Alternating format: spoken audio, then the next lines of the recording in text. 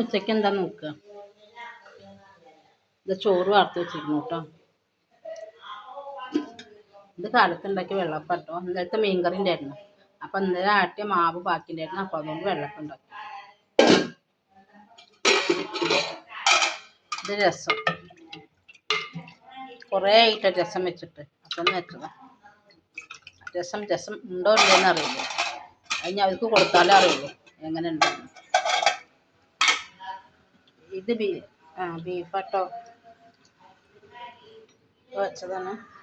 കുറച്ചുണ്ടായിരുന്നു കേട്ടോ. അപ്പം അത് വിരുന്നുകാരുണ്ടല്ലോ, അപ്പം അത് വെച്ചതാണ്. ഇത്രയേ ഉള്ളൂ കേട്ടോ.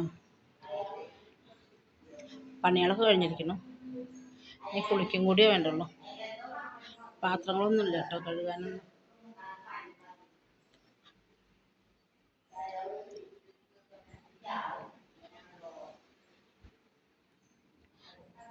എല്ലാവരും സബ്സ്ക്രൈബ് ചെയ്യണം, ലൈക്ക് ചെയ്യണം, ഷെയർ ചെയ്യണം.